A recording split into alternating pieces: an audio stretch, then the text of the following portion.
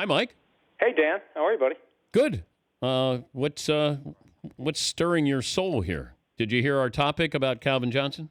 Oh, I did hear the topic about Calvin Johnson. I saw McLovin making the argument via Twitter that Calvin Johnson's a Hall of Famer. I strongly disagree with that proposition, in part because this is an all-time thing. This isn't how brightly did you burn for a short period of time. Under that standard, Terrell Davis would already be in the Hall of Fame. This is how do you rack up against the all-time greats. And I understand Lynn Swan's in there with ridiculously low numbers, but he has 4 Super Bowl rings and one of the great all-time performances we've ever seen in any Super Bowl. Back in the days before they were throwing the ball all over the place, he had multiple incredible catches in the same game. Calvin Johnson is 0-2 lifetime in the postseason. And when you look at the all-time list, and you guys may have already thrown these numbers out there, he's 43rd on the all-time receiving list. He's behind Santana Moss, for crying out loud, all due respect to Santana Moss. He's 27th on the receiving yardage list. So, yeah, he had a couple of years where he was as good as anyone. But look at the guys in front of him who aren't in the Hall of Fame. How does he leapfrog them? And look how long some guys like Art Monk had to wait to get in. How long would Calvin Johnson have to wait? Because there's a waiting list for receivers. That's why Terrell Owens didn't get in right away. All that stuff about when Gary Myers was on your show, when Ross Tucker was sitting in for you and talking about how disruptive he was, that's just a way to justify the pecking order. They're going to put Terrell Owens in sooner rather than later because his performance merits it. But there's a lot of guys between T.O. and Calvin Johnson on the all-time list who were better than Johnson for the overall. Better production, better numbers, Super Bowl appearances, playoff wins, and I think that makes it very hard to put Calvin Johnson in. McLovin, you would like to have a rebuttal. Well, I don't even know where to start. First of all, getting Detroit to the playoffs at all should merit Hall of Fame induction immediately on the spot. It's like dog years. One playoff appearance for Detroit's like 7 anywhere else. Also, since he came in the league, we got stats from Stats Inc. He's been the most productive receiver in the NFL in every category since 2007. I know he wasn't consistent, but his numbers blow away everybody. He had the single best season. He's just better than everybody on this list. Everybody ahead of him, he's better. He's better. I'm looking at a list of 20 Hall of Fame wide receivers. He's better than all except maybe 3 or 4. He's just a better wide receiver. And players always say that. They worship Calvin Johnson. Well, coaches worship him. Then why do you stop playing? Keep playing if you want to cement your credentials. 9 years, no playoff wins, no Super Bowl appearances. When you look at the other guys who are going to be up for it, and he's going to get leapfrogged from a numbers standpoint by Antonio Brown, Julio Jones, A.J. Green in the next 5 years while he is waiting for his first consideration. And he's not going to get in on the first try. That's a Jerry Rice-only honor. There's going to be other guys who are closing in on the end of their careers with better numbers than Calvin Johnson. So what do? Do you push Calvin Johnson in before these other guys jump over him?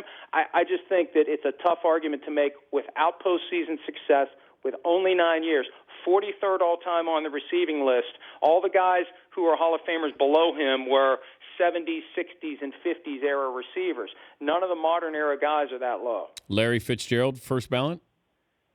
I think he's first ballot or close to. No. Jerry Rice only. You got to be Jerry Rice to be first ballot. I think Larry Fitzgerald waits a year or two in that de facto waiting list because there'll be somebody else who's been waiting longer than him who's got the credentials, and then Fitzgerald gets in. Mike Florio, ProFootballTalk.com, also the NBC Sports Network, the program prior to this one on the NBC Sports Network. What's next for Kaepernick, the Niners, if the NFL is involved in this in any way?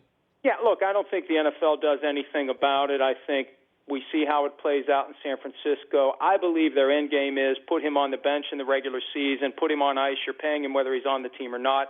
You never know when a quarterback on another team is going to get injured. Remember when Carson Palmer had quit on the Bengals in 2011. Jason Campbell broke a collarbone 2 days before the trade deadline. All of a sudden, the Bengals got a lot of stuff for a guy who was never going to play for them again. So I think they waited out through Week 8, see if there's a trade market that develops, and then after that, maybe they let him go. But the problem with putting him on the field this year, if he gets injured and he can't pass a physical before April 1, they're stuck with him for another year for another $14.5 million on top of the $12 million he's getting this year. So I'd be very surprised if he plays for them this year. And the question becomes, is someone else going to look past this off-field issue that some will say is completely irrelevant. If the guy can play, he can play, and others will see it as a problem. And surely one of the teams out there is going to have a need at quarterback, and is going to remember how he played when he played really well and give him a chance to go there and do the same thing. Who throws for more touchdowns this year, Dak Prescott or Tony Romo?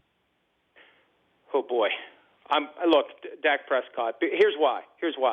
Yeah, Tony Romo's going to be their guy when he gets healthy again.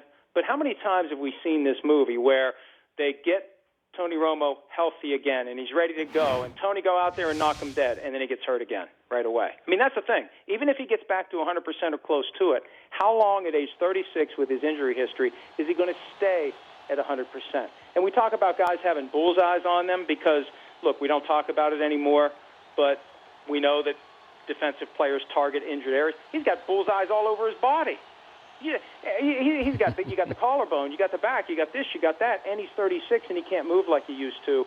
I think that Prescott's going to play more this year overall than Romo. Before I let you go, this in from Richard Deitch at Sports Illustrated, their media writer. ESPN says they normally would not show National Anthem live in the late game of Monday Night Football doubleheader and won't show the anthem for the Rams-Niners on September 12th with Colin Kaepernick. Should they or should they not?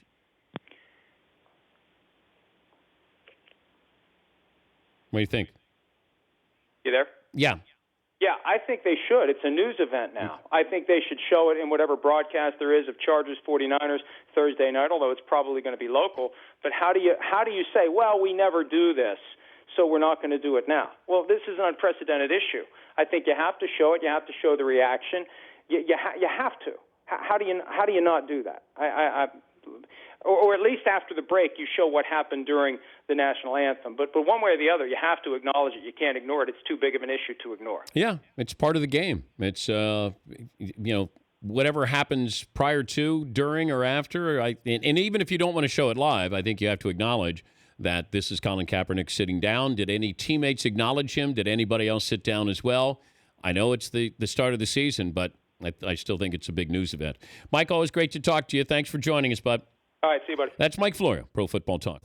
The Dan Patrick Show, weekday mornings on Audience.